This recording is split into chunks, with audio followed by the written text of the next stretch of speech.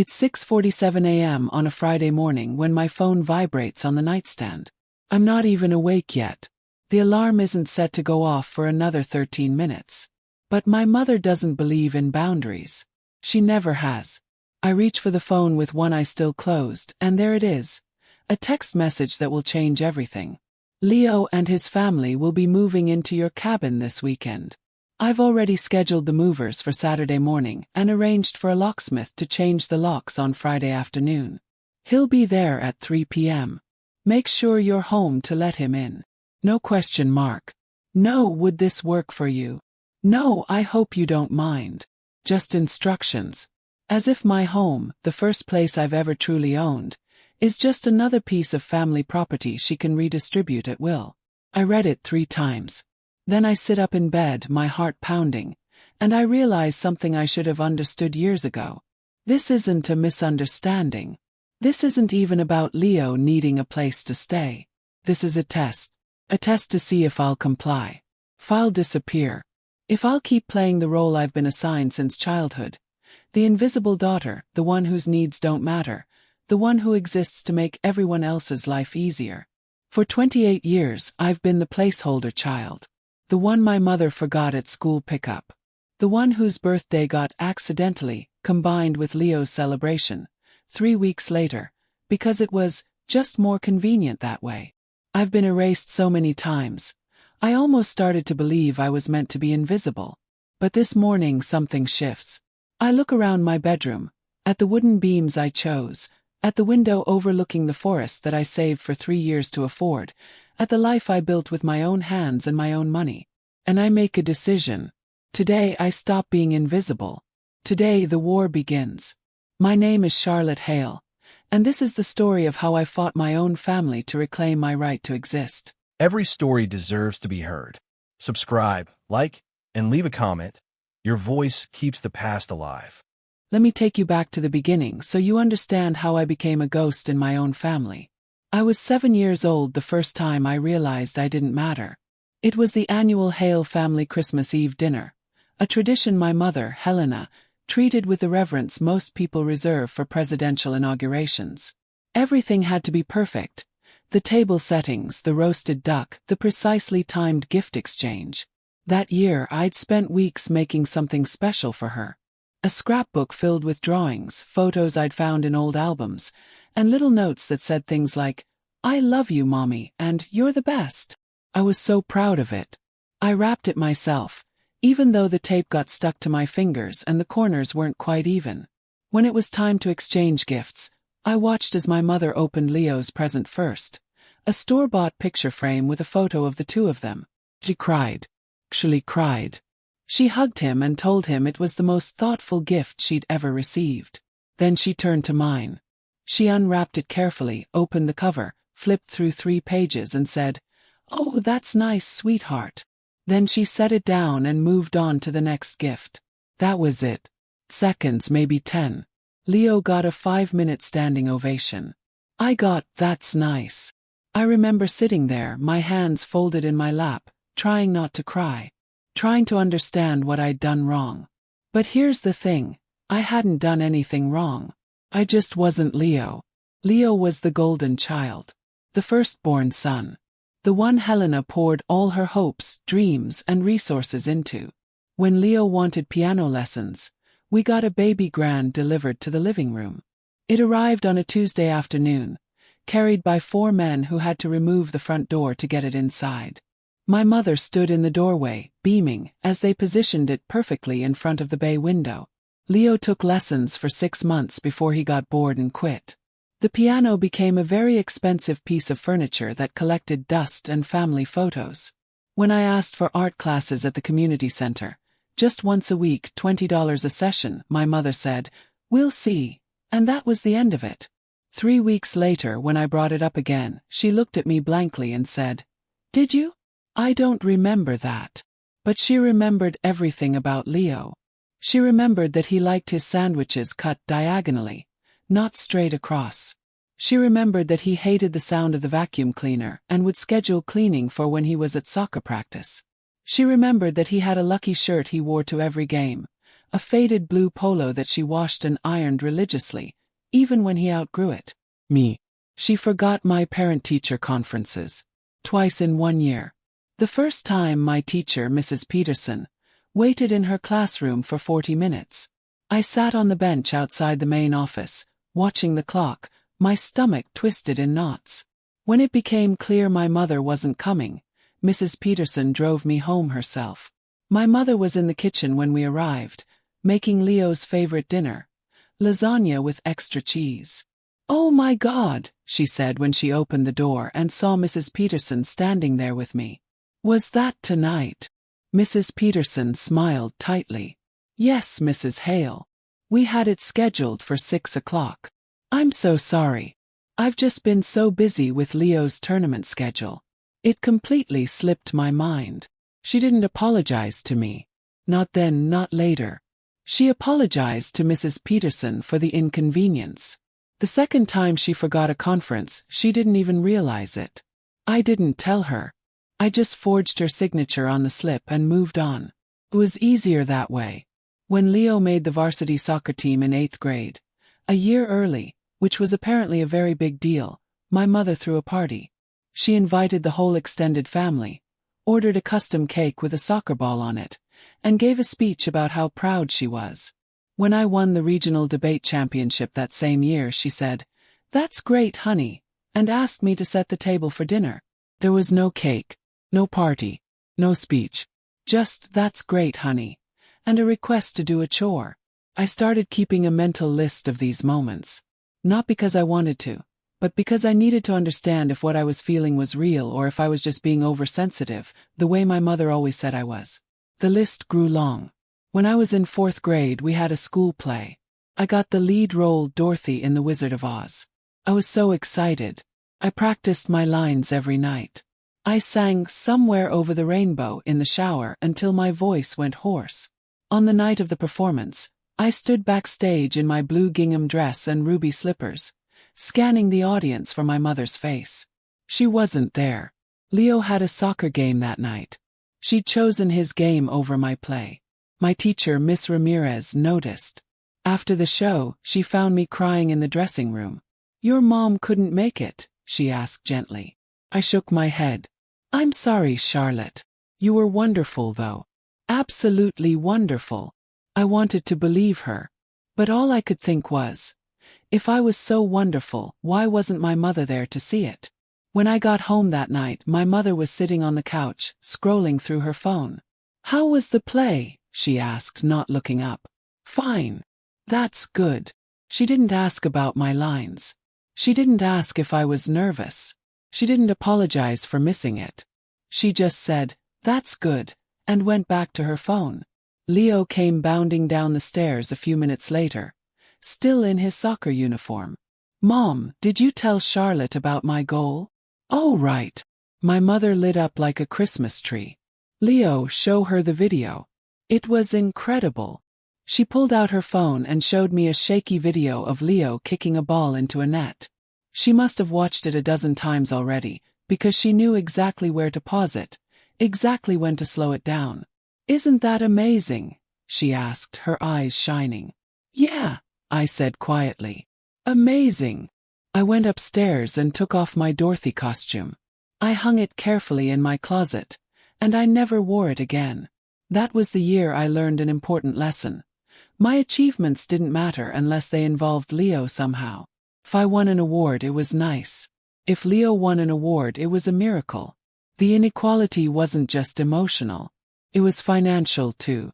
When Leo wanted to go to soccer camp in Colorado, a 2-week overnight program that cost $1,500, my mother didn't hesitate. She pulled out her credit card and signed him up on the spot. When I asked if I could go to a weekend writing workshop at the local library, $50 including meals, she sighed and said, "We'll have to see if we can afford it." We never could. But somehow we could always afford Leo's camps, Leo's equipment, Leo's tournament fees. When it came time to apply to colleges, the disparity became even more obvious. Leo wanted to visit schools all over the country. My mother took a week off work, rented an SUV, and drove him to visit 8 different campuses. They stayed in hotels. They ate at nice restaurants. She documented the whole trip on Facebook, posting photos of Leo in front of brick buildings with captions like, "So proud of my college-bound son." When it was my turn to apply, I asked if we could visit a few schools. "Charlotte, I can't take another week off work. I just don't have the time." "What about a weekend trip? Just to see a couple schools nearby?" She hesitated. "We'll see." We never went. I applied to colleges on my own. I filled out the applications, wrote the essays, requested the transcripts. I did it all in the school library after classes, using the computers there because we only had one laptop at home and Leo always needed it for his homework. When I got my acceptance letters, I brought them home and left them on the kitchen counter, hoping my mother would notice. She didn't. Not until 3 days later, when she was clearing off the counter to make space for Leo's science project. "Oh, you got into some schools," she said, flipping through the envelopes. "That's nice." "That's nice." Not "I'm proud of you." Not "congratulations." Just "that's nice." By the time I graduated high school, I'd stopped expecting anything from her. I'd stopped expecting recognition. I'd stopped expecting support. I'd stopped expecting love. I'd learned to survive on my own. And that's exactly what I did. I want to be clear about something. I don't hate my brother. Leo isn't a bad person. He's not cruel. He's not even aware of the dynamics that shaped our childhood. When you've been the center of attention your entire life, you don't notice the people standing in the shadows. You don't see the sacrifices being made for you. You don't realize that your gain is someone else's loss. Leo never asked why I didn't go to summer camp. He never wondered why I wore the same winter jacket for 3 years in a row while he got a new one every season. He never questioned why Mom drove him to college visits across the country but told me to just pick somewhere local. He didn't ask because he didn't have to. I was invisible. And invisible people don't have stories worth hearing. There was one moment, though. One brief moment when I thought maybe, just maybe, Leo saw me. It was the summer after my freshman year of college. I'd come home for a few weeks before starting a summer internship in the city. Leo was home too, taking a break from his summer lifeguarding job. We were both in the kitchen one afternoon, making sandwiches. Mom was at work. Leo was talking about his plans. Grad school, maybe law school, he wasn't sure yet. He was being his usual charming self, animated and full of energy. Then he stopped and looked at me. "What about you?" he asked. "What are you doing this summer?" I was so surprised he'd asked that I almost didn't answer. "I have an internship," I said. "At a marketing firm downtown." "Oh, cool. Paid?" "Yeah. Not much, but it's something." He nodded. "That's awesome, Charlotte. Good for you." For a second I felt seen. Really seen. But then his phone buzzed. He glanced at it, grinned and said, "Oh, gotta go. Some of the guys are meeting up at the lake." And just like that, the moment was over. He grabbed his sandwich and left. I stood in the kitchen alone and I realized, even when Leo tried to see me, he couldn't hold the focus for more than a minute. I wasn't interesting enough. I wasn't important enough. I was just Charlotte, the shadow sister. By the time I turned 18, I'd developed a kind of armor. I didn't cry anymore when my mother forgot things. I didn't feel hurt when she prioritized Leo. I didn't expect anything, so I couldn't be disappointed. Became efficient, self-sufficient, emotionally self-contained. I learned how to cook because no one was making dinner for me when Leo's practices ran late. I learned how to do laundry, how to iron my own clothes, how to budget the small allowance I earned from tutoring neighborhood kids. I learned how to solve my own problems, answer my own questions, and motivate myself without external validation. I became an island. And for a long time I thought that was strength. But really it was just survival. College was the first time I felt like I could breathe. I moved into a tiny dorm room 3 hours away from home, and for the first time in my life, I wasn't living in Leo's shadow. Nobody here knew me as Leo's little sister. Nobody knew about the family dynamics, the inequalities, the years of being overlooked. I was just Charlotte Hale, freshman. Marketing major. Blank slate. My roommate, Jenna, was a theater major from Seattle. Bold, loud, unapologetically herself. She had bright red hair that she dyed herself in our dorm bathroom, and she wore vintage band t-shirts and combat boots even when it was 90 degrees outside. She was everything I wasn't. The first week we lived together, I apologized constantly. Sorry, is my lamp too bright? Sorry, am I being too loud? Sorry, I didn't mean to take up so much closet space. After the fourth or fifth apology, Jenna put down the book she was reading and looked at me. Why do you keep saying sorry? I don't want to bother you. You're not bothering me. You live here. You're allowed to exist. I stared at her. Wait, she said, narrowing her eyes. Do you actually think you're bothering me? I don't know. I don't want to be in the way. Jenna sat up, fully focused on me now. Charlotte, I'm gonna say something, and I need you to really hear it, okay? He nodded. You are allowed to take up space. You are allowed to have needs. You are allowed to exist without apologizing for it. Something inside me cracked a little. I know that sounds obvious, Jenna continued. But I get the feeling no one's ever told you that before. She was right. No one ever had. Over the next few months, Jenna became the first real friend I'd ever had. She dragged me to campus events I never would have gone to on my own. She introduced me to her theater friends, who were loud and weird and wonderful. She taught me how to say no without feeling guilty. Someone asks you to do something you don't want to do, she explained one night while we were eating pizza in our room. You just say, no, I can't. That's it. You don't owe anyone an explanation. But what if they get mad? Then they get mad. Not your problem. Sounded so simple. But for me it was revolutionary. I started practicing. When a girl in my chemistry study group asked if she could copy my notes for the third time in a row, I said, actually no. I need to keep them for myself. When a guy from my marketing class asked me to do his half of a group project because he just didn't have time, I said, that doesn't work for me. We need to split this evenly. When my mother called and asked me to come home for a random weekend to help clean out the garage, I said, I can't. I have exams. Each time I said no, I expected the world to fall apart. But it didn't. People accepted it and moved on. And I realized, boundaries weren't cruel. They were necessary. I threw myself into my studies.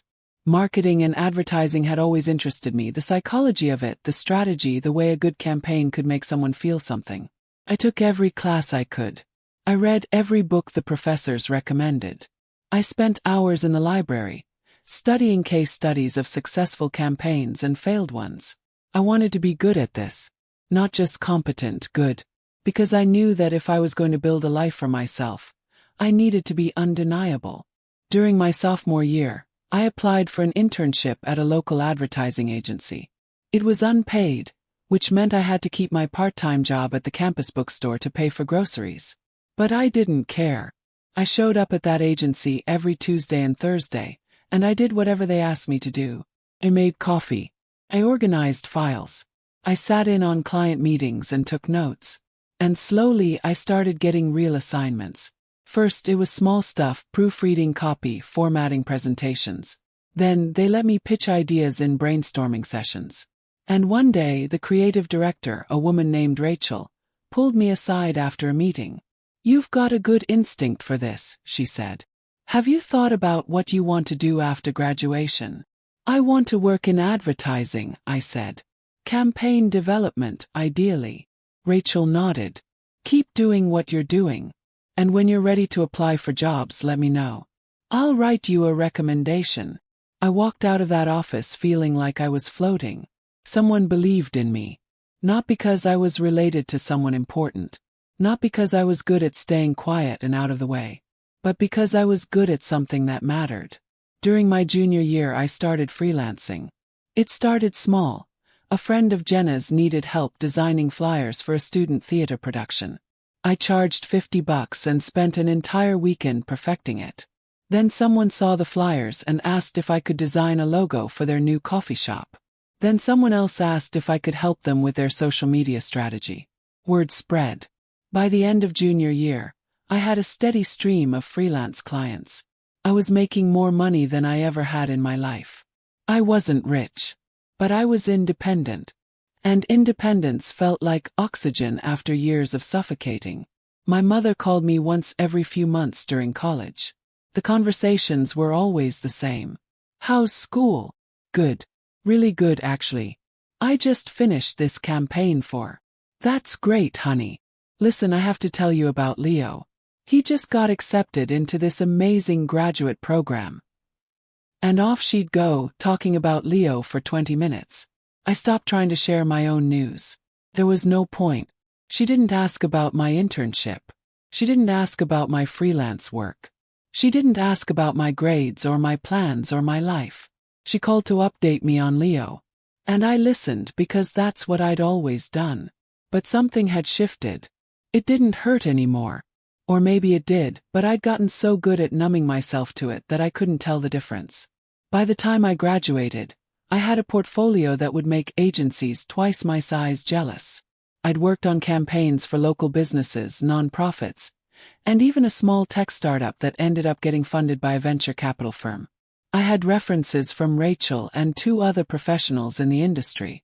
And I had something else. Confidence. Not the loud, showy kind. Quiet kind. The kind that comes from knowing you've earned everything you have. I applied to 15 agencies in 3 different cities. I got interviews at 7. I got offers from 3. I chose an agency in Portland, a mid-sized firm with a reputation for creative, award-winning work. I chose Portland because it was far enough from home that my mother couldn't just drop by. I chose it because I wanted to start fresh. Completely fresh. I packed up my dorm room, said goodbye to Jenna, who cried and made me promise to visit, and drove across the country in a beat-up Honda Civic I'd bought with my freelance money. I didn't tell my mother I was leaving until 2 days before. She sounded distracted when I called. Portland. That's so far. I know. But it's a great opportunity. Well, I'm sure you'll do fine. Oh, before I forget, Leo and Vanessa are getting married in June. I'll send you the details. Okay. I have to run. Call me when you get settled. She hung up. No, I'm proud of you. No, good luck. Just call me when you get settled. I sat in my car in the parking lot of a rest stop somewhere in Wyoming, staring at my phone. And I made myself a promise. I was done waiting for her approval. I was done hoping she'd see me. From now on, I was building a life for myself. And no one, not my mother, not Leo, not anyone, was going to take that away from me. I arrived in Portland on a rainy Tuesday in late June. The city was green and gray and beautiful. I moved into a small studio apartment in the Hawthorne district. It wasn't much. Just 1 room with a kitchenette and a bathroom barely big enough to turn around in. But it was mine.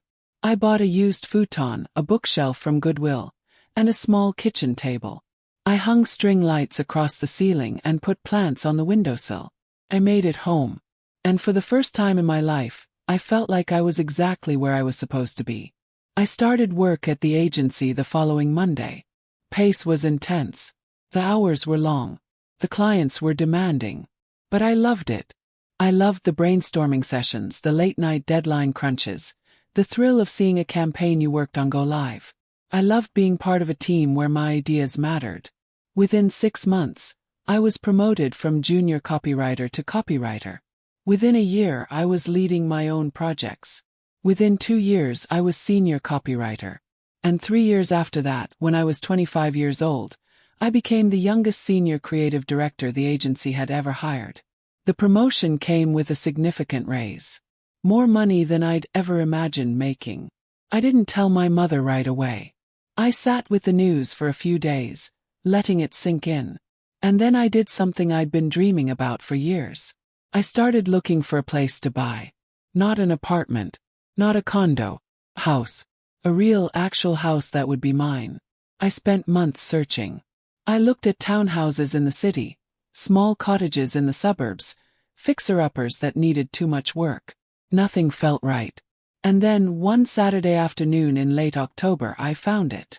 A listing for a small cabin about 40 minutes outside Portland. 2 bedrooms, 1.5 baths, a stone fireplace, a wraparound porch. And it sat on an 1.5 acres of forested land. The photos took my breath away. The next day I drove out to see it. The cabin was even better in person. It was tucked at the end of a gravel driveway, surrounded by Douglas firs and cedar trees. The air smelled like rain and pine needles and earth. The only sounds were birds and the wind moving through the branches. I parked my car and just sat there for a minute taking it in. It was perfect. The owner, an older man named Mr. Thornton, was waiting on the porch. He was in his 70s with white hair and kind eyes. He walked with a slight limp and carried a thermos of coffee. "You must be Charlotte," he said, extending a hand. "I am. Thank you for meeting me." "Of course. Come on, I'll show you around." He walked me through the property slowly, pointing out details. "Built this place myself back in '92, he said. "My wife and I raised our kids here. They've all moved away now. One's in California, one's in Texas, one's in New York. Wife passed 2 years ago. It's just been me here since." "I'm sorry," I said. He nodded. "She loved this place. We always said we'd grow old here together. Well, we did. Just not as long as we'd hoped." He showed me the inside of the cabin. The living room had vaulted ceilings and large windows that let in so much natural light it felt like being outside. The stone fireplace was the centerpiece, massive and sturdy and warm. The kitchen was small but functional. Butcher block counters, open shelving, a window above the sink that looked out at the trees. Upstairs there were 2 bedrooms. The master had a sloped ceiling and a skylight. At night, Mr. Thornton said, you could see the stars. "There's a wood stove in the basement," he said. "Heats the whole place. Keeps it cozy even in the dead of winter." We walked back outside and stood on the porch. "I'll be honest with you," Mr. Thornton said. "I've had a few offers. Folks who want to tear this place down and build something bigger. But I don't want that. I want someone who'll take care of it. Someone who'll love it the way we did." He looked at me. "I get the feeling you would." I didn't trust myself to speak, so I just nodded. "I'll think about your offer," he said. "But between you and me, I think you're the right fit." We shook hands, and I drove home in a daze. That night, I lay in bed and imagined what it would be like. Waking up to the sound of birds instead of traffic. Drinking coffee on the porch. Building a fire in the winter. Having friends over for dinner. Creating a life in a place that was entirely, completely, undeniably mine. I made an offer the next morning. It was slightly below asking price. It was all I could afford, but it was a strong offer. Cash down payment. No contingencies. Mr. Thornton called me that afternoon. "It's yours," he said. "If you want it." "I want it," I said, my voice shaking. "I absolutely want it." The closing process took 6 weeks. 6 weeks of inspections, appraisals, paperwork, and waiting. I checked my email obsessively. I called my real estate agent every other day. And finally, on a cold Friday morning in early December, I sat in a title company office and signed my name on a stack of documents. The cabin was mine. I drove out there that same afternoon. The sky was gray and heavy with the promise of rain. The temperature had dropped, and I could see my breath in the air. I unlocked the door with my own key and stepped inside. The cabin was empty. Mr. Thornton had moved out the week before. But it didn't feel empty to me. It felt full of possibility. I stood in the middle of the living room and I cried. Not sad tears. Not overwhelmed tears. Tears of relief. For the first time in my life, I had a place where I belonged. Place where no one could erase me. Place that was mine. I spent the next 2 weeks transforming the cabin into a home. I took a week off work, the first real vacation I'd taken in years, and I threw myself into it. I painted the walls a soft sage green. I sanded and refinished the kitchen cabinets. I installed floating shelves in the living room and filled them with books. I bought a second-hand couch from an estate sale and reupholstered it in a deep gray fabric. I found a vintage dining table at a flea market and spent an entire weekend stripping and restaining it. I hung white linen curtains in the bedroom. I bought soft wool blankets and throw pillows in shades of cream and rust. I planted lavender and rosemary in terracotta pots on the porch. I strung warm Edison bulb lights along the porch railing. I made it mine. Every corner, every detail, every choice, it was all me. And it felt like magic. Jenna came to visit the weekend after I finished decorating. She pulled up in her beat-up Subaru, took one look at the cabin and screamed, "Charlotte, this is incredible." She ran up onto the porch and hugged me so hard I almost fell over. "I can't believe you own this," she said, spinning around to take it all in. "You actually did it. You bought a freaking cabin in the woods." We spent the weekend cooking, drinking wine, and talking for hours. We hiked through the forest. We sat by the fire. We stayed up late playing board games and laughing until our stomachs hurt. On the last night, we sat on the porch wrapped in blankets, watching the sun set through the trees. Jenna raised her wine glass. "To the invisible daughter," she said. Smiled. "Who's invisible no more?" We clinked glasses. And I felt something I'd been chasing my whole life. Happiness. Real, uncomplicated, unpolluted happiness. I told my mother about the cabin a few days later. I'd been putting it off, not because I was ashamed, but because I wanted to hold on to the joy a little longer before she found a way to diminish it. I called her on a Tuesday evening. "Hi, Mom." "Charlotte, hi. I'm glad you called. I've been meaning to talk to you about the wedding." "Leo's wedding?" "Yes. It's in June, and I need to know if you're bringing a date." "I'm not sure yet. But Mom, I actually called to tell you something." "What's that?" "I bought a house. Well, a cabin. It's outside Portland." There was a pause. "You bought a house?" "Yes." "By yourself?" "Yes." Another pause. "That's a big decision, Charlotte. Are you sure you can afford it?" "I can. I got a promotion and I've been saving." "A promotion? When?" "6 months ago." "Oh. Well, congratulations." Her voice was flat. Distracted. "Thanks. Anyway, the cabin is really beautiful. It's on 1.5 acres, lots of trees, really peaceful. You should come visit sometime." "Maybe. We'll see. Things have been so busy with the wedding planning. Vanessa's mother is very involved, and it's been a whole thing." "Right. I have to go, honey. I'm meeting Leo and Vanessa for dinner to finalize the seating chart. I'll talk to you soon, okay?" "Okay. Bye." She hung up. I sat on my couch, staring at my phone. No, "I'm proud of you." No, "Can I see pictures?" No real acknowledgement at all. Just, "That's a big decision," and a pivot to Leo's wedding. I should have been hurt. But I wasn't. Because I didn't need her approval anymore. I had built this. I had earned this. And nothing she said or didn't say could take that away from me. I spent the next few weeks settling into my new routine. I worked in the city during the week, staying at my small studio apartment.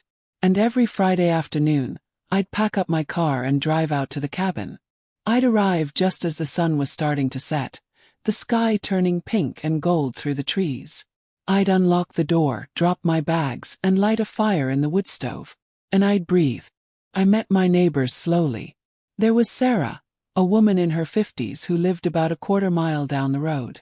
She raised goats and made the most incredible cheese I'd ever tasted. She brought me a basket of samples the second week I lived there. "Welcome to the neighborhood," she said, grinning. "If you ever need anything, I'm right down the road." There was Tom and Linda, a retired couple who lived on the other side of the forest. They invited me over for dinner one night and we sat on their porch, drinking iced tea and talking about everything and nothing. There was even a small community of people who lived nearby. Artists, writers, remote workers, retirees, all of whom had chosen this quiet, forested area for the same reason I had. They wanted peace. For the first time in my adult life, I felt like I was part of a community. Not a family I'd been born into and never fit into, but a chosen community of people who saw me, valued me, and welcomed me. It was everything I'd ever wanted. And for 7 perfect days it was mine. But happiness, I've learned, is a fragile thing. Especially when your family doesn't believe you deserve it. It was exactly 1 week after I'd moved into the cabin full-time when my phone buzzed with that text from my mother. I was in the city, finishing up a late meeting with a client. It was 6:47 in the morning. I wasn't even fully awake yet. But there it was. Leo and his family will be moving into your cabin this weekend. I've already scheduled the movers for Saturday morning and arranged for a locksmith to change the locks on Friday afternoon. He'll be there at 3 p.m. Make sure you're home to let him in. I read it 3 times. Then I read it again. I must have misunderstood. There's no way she actually just told me that my brother was moving into my house without asking. I called her immediately. It rang 4 times before she picked up. Charlotte, hi. Mom. What is this text? What text? The one you just sent. About Leo moving into my cabin. Oh yes. I thought I explained it clearly. You didn't explain anything. You just told me he was moving in. Well, yes. Leo and Vanessa are having some work done on their house. Foundation issues, I think. Very serious. They need somewhere to stay for a few months while the repairs are being done. My heart was pounding. And you told them they could stay at my cabin. Well, yes. You're not using it full-time, are you? Mom, I live there. On weekends, maybe. But you still have your apartment in the city. It only makes sense to let Leo and his family use the cabin while you're not there. I couldn't believe what I was hearing. Mom, this is my house. I own it. You can't just give someone else permission to live there. Charlotte, don't be dramatic. It's just temporary. I don't care if it's temporary. It's my house. Family helps family, Charlotte. I don't understand why you're being so difficult about this. There it was again. That word. Difficult. I'm not being difficult. I'm setting a boundary. A boundary. She laughed. Charlotte, honestly. This is your brother we're talking about. You grew up together. Your family. That doesn't mean he can just move into my house without asking. He assumed you'd be fine with it. Well, he assumed wrong. My mother sighed, the kind of deep, exasperated sigh she used to use when I was a kid and asked for something she didn't want to give. Charlotte, I really don't have time for this. Leo's situation is urgent. The foundation work starts next week, and they have nowhere else to go. Then they can rent an Airbnb, or a hotel, or literally any other place that isn't my house. Why would they do that when you have a perfectly good cabin just sitting there? It's not sitting there. I live there. Part-time. It doesn't matter. It's mine. You're being selfish. The word hit me like a slap. Excuse me. You're being selfish, Charlotte. You have this big, beautiful cabin, and you're refusing to help your own brother when he needs you. He didn't ask me for help. You decided this without me. Because I knew you'd say no. There it was. She knew I'd say no, so she didn't bother asking. She just made the decision for me and expected me to comply. Mom, I have to go. Charlotte. I'll talk to you later. Hung up. My hands were shaking. I sat in my car in the agency parking lot and tried to breathe. This wasn't just a boundary violation. This was theft. She was trying to take my home. I called Jenna. She picked up on the second ring. Hey, what's up? My mother just told me Leo's moving into my cabin. What? She scheduled movers. She hired a locksmith to change the locks. She didn't ask me. She just decided. Charlotte, that's insane. I know. What are you going to do? I don't know. I don't even know where to start. You need a lawyer. A lawyer? Yes. Charlotte, your mother is trying to steal your house. You need legal protection. She was right. I needed help. I called my real estate agent and asked for a referral. She gave me the name of a real estate attorney named Jane Colburn. She's tough, my agent said. If anyone can help you, it's her. I called Jane that afternoon. She answered on the first ring. Jane Colburn. Hi, my name is Charlotte Hale. I was referred to you by my real estate agent. I need help with a property dispute. Tell me what's going on. I explained everything. Text, the locksmith, the movers, my mother's assumption that she had the right to give my house to my brother. Jane listened without interrupting. When I finished, she was quiet for a moment. Then she said, Charlotte, I want to be very clear with you. What your mother is attempting to do is illegal. You own this property. Your name is on the deed. She has no legal right to grant access to anyone. If your brother moves in without your permission, that's trespassing. If they change the locks, that's breaking and entering. But she's my mother. That doesn't matter. Family members don't get a free pass to violate your property rights. I felt a wave of relief. Someone understood. What do I do? Yes. First, we send a cease and desist letter to your mother and your brother. We make it very clear that they do not have permission to enter or occupy the property. Okay. Second, you need to document everything. Install security cameras if you haven't already. I want video evidence of anyone who shows up at that property. I can do that. Third, we prepare an emergency restraining order. If they attempt to enter the property, we file immediately. Okay. And fourth, and this is my recommendation, you transfer ownership of the property to a newly formed LLC. Why? Because right now, your family sees this as Charlotte's cabin. They think they can emotionally manipulate you into giving in. But if the property is owned by Hailstone Cabin LLC, it becomes a business asset.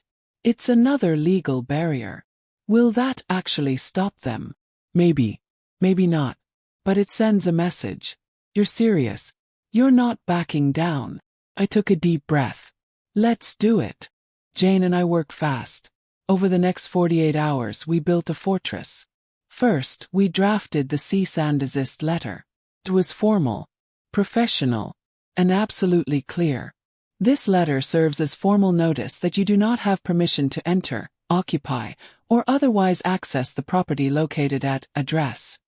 Any attempt to do so will be considered trespassing and will result in legal action, including but not limited to involvement of law enforcement and filing for a restraining order. We sent it via certified mail to both my mother and Leo.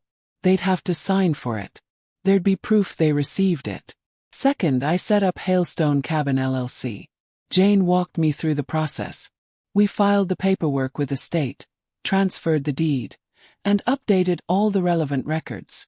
As of 10 a.m. on Thursday morning, I no longer personally owned the cabin. Hailstone Cabin LLC did. And I was the sole member and manager of that LLC. Third, I installed security cameras. I drove out to the cabin that same afternoon and spent 3 hours setting them up. Front door, back door, driveway, side of the house. All of them connected to an app on my phone. I could monitor the property from anywhere. If anyone showed up, I'd know immediately. Fourth, I changed the locks. Just in case my mother had somehow gotten a key. Maybe from Mr. Thornton before he sold the place, maybe from somewhere else. I wasn't taking any chances. I installed new deadbolts on every door. By Thursday evening, the cabin was secure. Jane called me that night. How are you holding up? I'm okay. Nervous, but okay. That's normal. Listen, I've prepared the restraining order paperwork.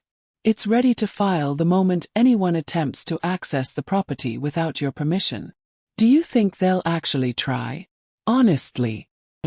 Based on what you've told me, your mother doesn't believe she's doing anything wrong. She thinks this is a family matter, and she expects you to comply. What happens if they show up? You call the police immediately. You do not engage with them. You do not open the door. You let law enforcement handle it. Okay. And Charlotte? Yeah. You're doing the right thing. Don't let anyone make you feel guilty for protecting what's yours. After we hung up, I sat on my couch and stared at the fire. Was I doing the right thing? Or was I overreacting? Was I being selfish the way my mother said?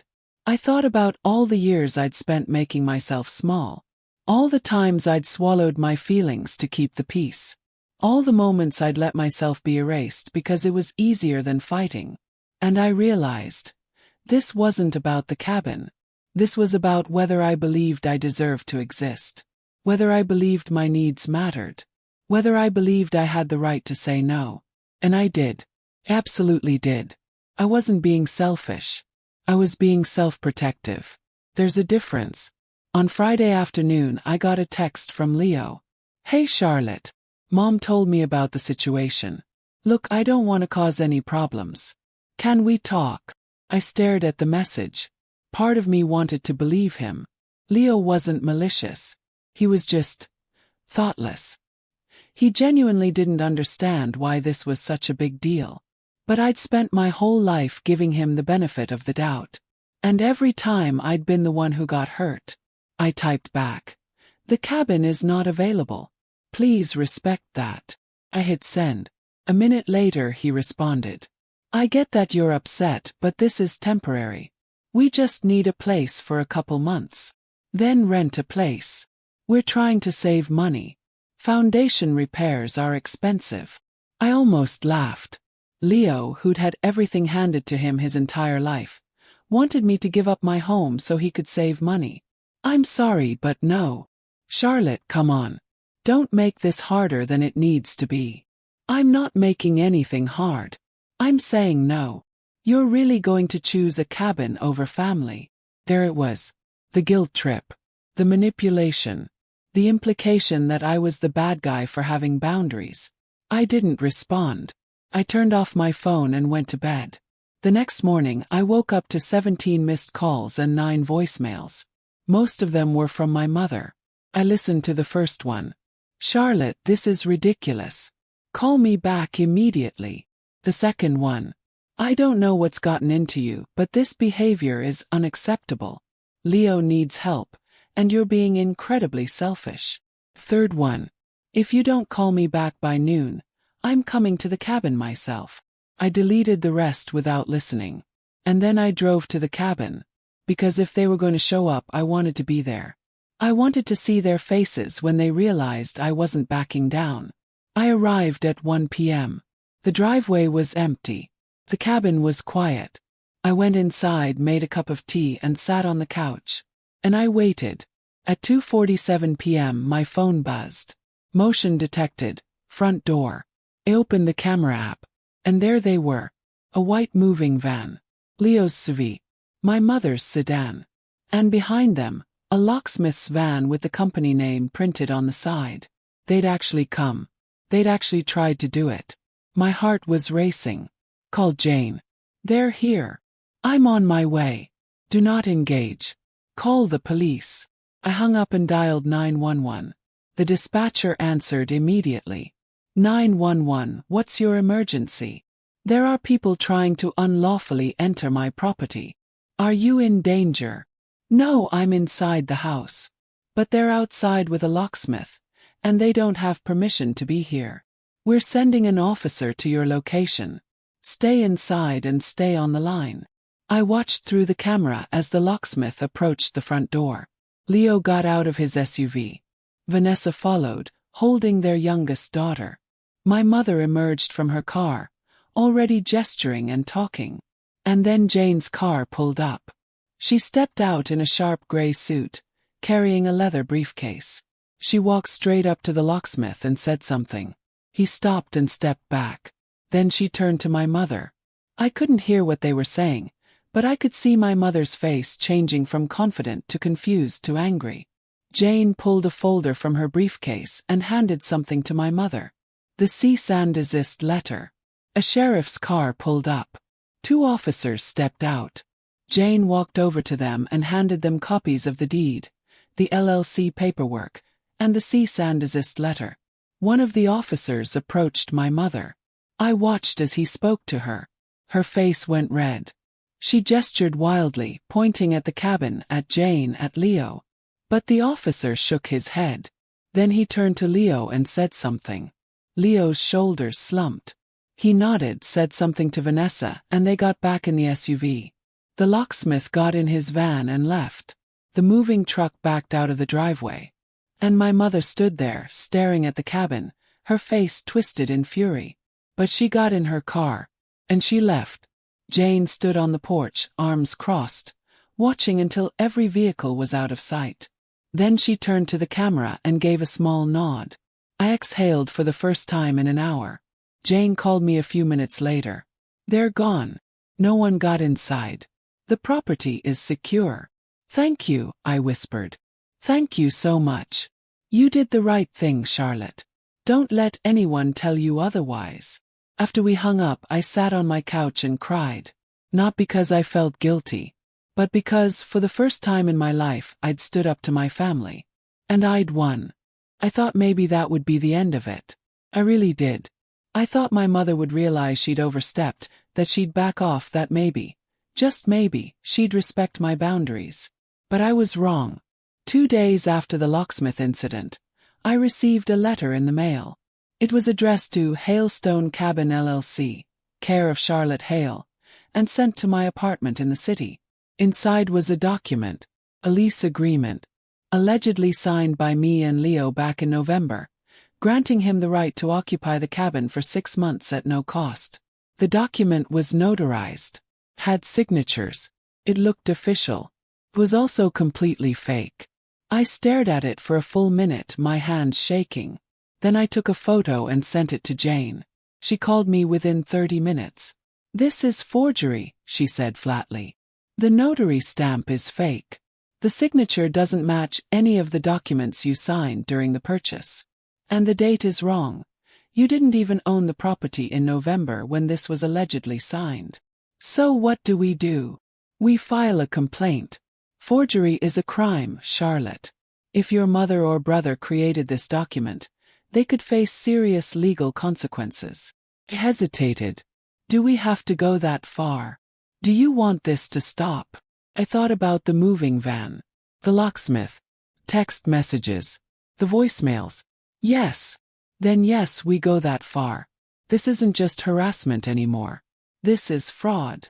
Over the next week, my mother's campaign intensified. She left voicemails, sometimes pleading, sometimes angry. You're tearing this family apart. I didn't raise you to be this selfish. Leo's children are crying because they don't understand why their aunt hates them. I saved every single one. Leo sent emails trying a different approach. I don't know what happened to you, Charlotte. You used to care about family. Mom's health is declining because of the stress you're causing. Is a cabin really worth destroying your relationship with all of us? Each message felt like a knife. But I didn't respond. Jane had told me, document everything but don't engage. So I didn't. Then came the really bold move. It was a Saturday morning about a week before Christmas. I drove out to the cabin to spend the weekend. When I pulled into the driveway, I saw something taped to the front door. Piece of paper. I got out of my car and walked up to the porch. It was an eviction notice, addressed to me, claiming that I was illegally occupying property owned by Hale Family Trust, and that I had 30 days to vacate. I actually laughed, not because it was funny, but because it was so absurd, so over the top, that I didn't know how else to react. I took a photo of it and texted it to Jane. Her response came immediately. This is criminal. We need to escalate. Jane filed for a restraining order that Monday. Not just against my mother. Against Helena, Leo, and Vanessa. The order prohibited them from coming within 500 feet of the cabin, contacting me directly except through legal counsel, posting about me or the property on social media, or attempting to access, enter, or interfere with the property in any way. The hearing was scheduled for early January. Jane was confident. They've left a paper trail a mile long. Judges don't take kindly to harassment and forgery. But I knew my family. They weren't going to go quietly. It was Christmas Eve when they made their final attempt. I decided to spend the holiday at the cabin. Not because I wanted to celebrate. Christmas had never been a happy time for me, but because I wanted to be in my own space, surrounded by peace. I made a small dinner for myself. Roasted chicken, mashed potatoes, green beans. I lit candles and put on soft music. I was just sitting down to eat when the motion alert went off on my phone. I looked at the screen. Leo's SUV was in the driveway. But he wasn't alone. My mother was there. Vanessa. The kids. And I'm not kidding, a local news crew. A reporter with a camera. I couldn't believe it. She'd brought the media. I watched through the camera as my mother walked up to the porch, the reporter trailing behind her. She was performing, crying, gesturing at the cabin, pointing at the door. I couldn't hear what she was saying, but I could guess. My daughter locked us out. My grandchildren have nowhere to go. This is what happens when children abandon their families. She was trying to paint me as the villain. Publicly. Called Jane immediately. They're here. With a news crew. Do not open the door. Do not engage. I'm calling the police right now. I hung up and watched through the camera. The reporter was filming my mother as she knocked on the door. Charlotte, please, my mother called out. It's Christmas Eve. Don't do this to your family. I sat frozen on my couch. Part of me wanted to open the door, to explain, to defend myself. But I knew that's exactly what she wanted. She wanted me to look like the bad guy on camera. So I stayed inside. 10 minutes later, a sheriff's car pulled up. The same officer from before stepped out. He took one look at the scene, my mother, the reporter, the camera, and his expression hardened. He walked up to my mother. I couldn't hear the conversation, but I could see it. The officer said something. My mother gestured dramatically. The reporter tried to interject. The officer cut him off and said something sharp. Then he turned to the reporter. The camera swung toward him. This is private property, the officer said. His voice loud enough that I could hear it through the door. These individuals do not have legal permission to be here. They've been warned multiple times. The reporter's face shifted. This wasn't the story my mother had promised. My mother tried to salvage it. But this is my daughter's house. Ma'am, your daughter owns this property through an LLC. You have no legal claim to it. And you're currently violating a cease and desist order. If you don't leave immediately, I'll have to arrest you for trespassing. The word arrest seemed to snap her out of it. Her face went pale. She looked at Leo, who was standing by the SUV with his arms crossed, looking embarrassed. Fine, she said coldly. We'll leave. Good. And ma'am, if you come back here again you will be arrested. Do you understand? She nodded stiffly. The reporter and cameraman packed up their equipment. My mother got in her car without another word. Leo helped the kids into the SUV. Vanessa shot a glare at the cabin, at me, and climbed into the passenger seat. And they all drove away. I sat on my couch shaking. Jane called a few minutes later. Are you okay? I think so. The officer told me what happened. Your mother brought a news crew. Yeah. That's bold. And incredibly stupid. It'll work in our favor at the hearing. Good. Charlotte, I know this is hard.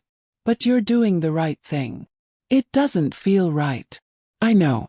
But it is. After we hung up, I sat alone in my cabin on Christmas Eve. I should have felt victorious. But mostly I just felt exhausted. The restraining order hearing was held on January 3rd. The courtroom was small and cold. Jane and I sat on one side. My mother, Leo, and their lawyer sat on the other. I hadn't seen my mother in person since Christmas Eve.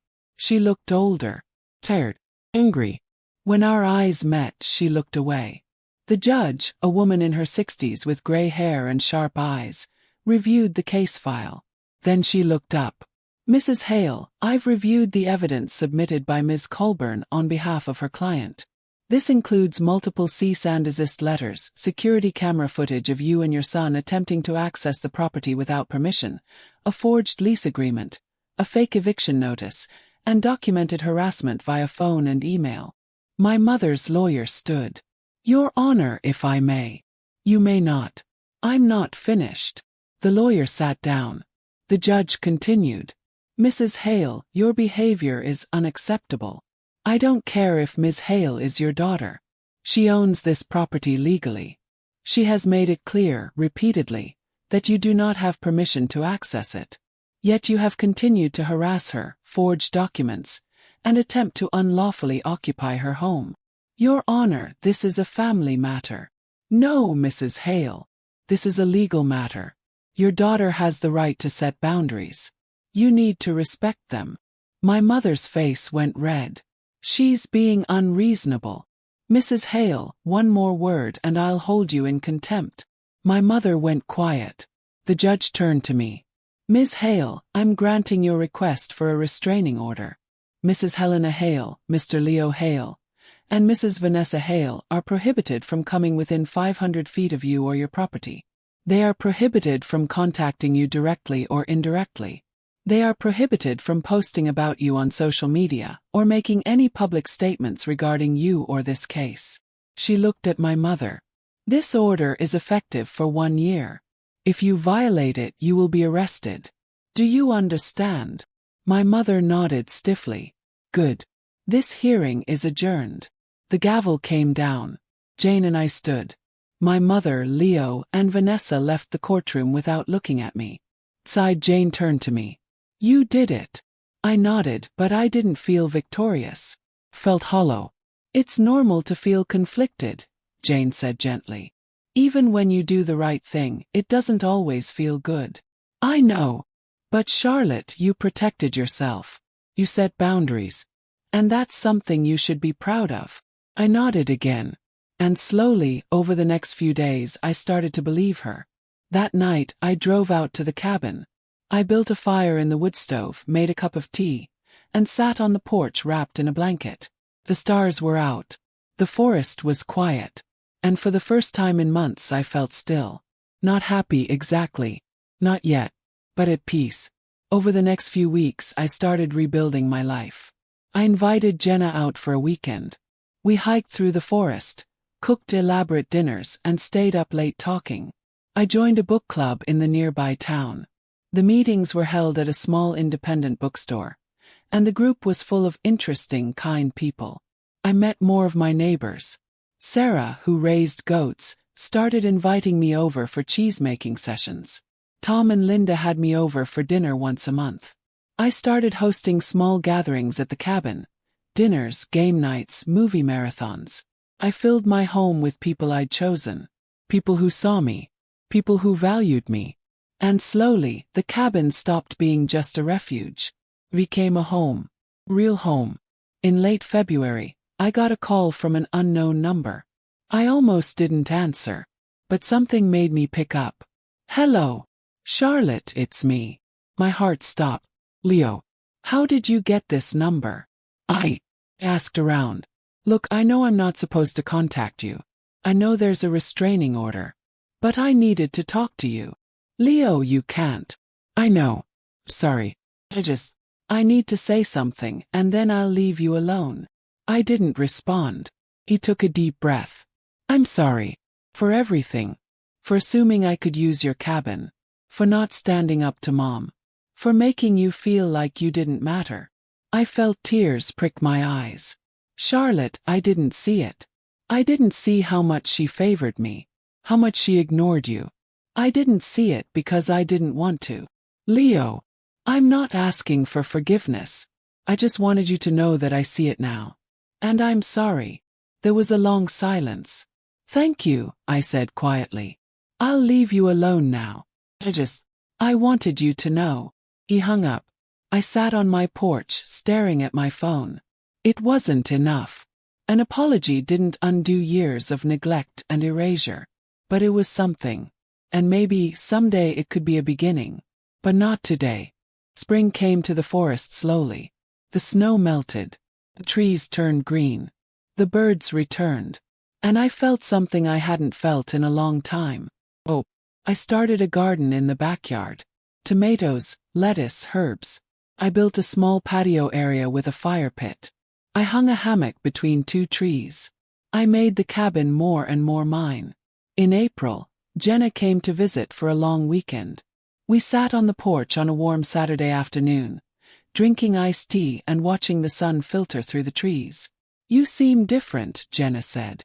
Different how? Lighter. Like you've finally let go of something heavy.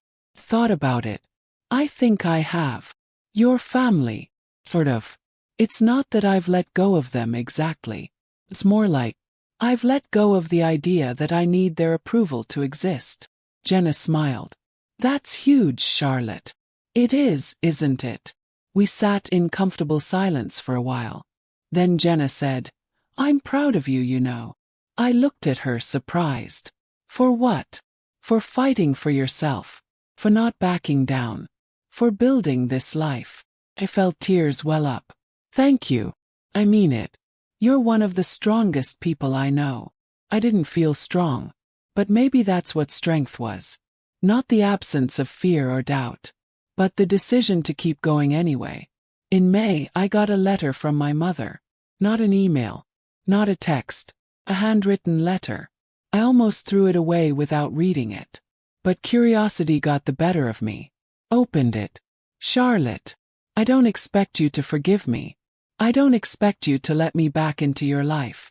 But I need you to know that I've been thinking about everything that's happened. And I've realized that I failed you. I failed you as a mother. Failed to see you. Failed to value you. And I'm sorry. I don't know if sorry is enough.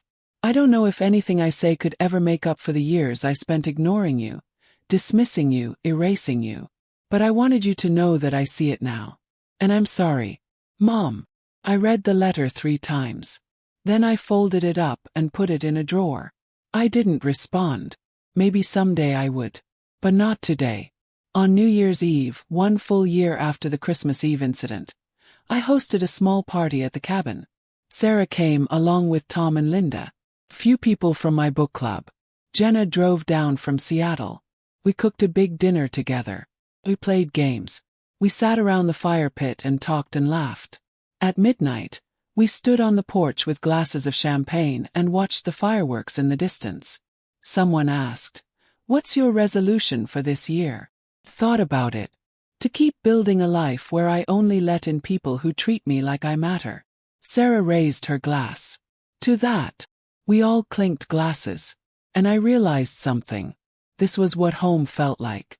Not a place where you're tolerated, but a place where you're celebrated. Finally had that. And I was never letting it go. People ask me sometimes if I regret it. If I regret standing up to my family. If I wish I'd just let Leo stay for a few months to keep the peace. And the answer is no. Because here's what I learned. Peace bought with self-erasure isn't peace. It's surrender. And I spent 28 years surrendering. I'm done. My name is Charlotte Hale. I am no longer the invisible daughter. I am the woman who built a life with her own hands, who fought for her right to exist, who learned that boundaries aren't selfish, they're sacred. And this cabin, this quiet, beautiful mine cabin, it's not just a house. It's proof. Proof that I matter. Proof that I exist. Proof that I deserve a space in this world. And no one gets to take that away from me. If you're listening to this and you've ever been the invisible child, the forgotten one, the one whose needs didn't matter, see you. Your life is yours to build. Your boundaries are yours to set. And you deserve a home, both a physical place and an emotional space, where you are seen, valued, and safe. Don't let anyone tell you otherwise. Not even family. Especially not family. It's New Year's Day now. I'm sitting on my porch with Sarah and a few neighbors. We're drinking hot cider and watching the sun set over the trees. Someone asks, "What's your word for this year?" Think about it. And then I smile. Belonging. Sarah raises her mug. To belonging. We clink glasses. And I realize, this is what home feels like. Not a place where you're tolerated, but a place where you're celebrated. Finally have that. And I'm never letting it go.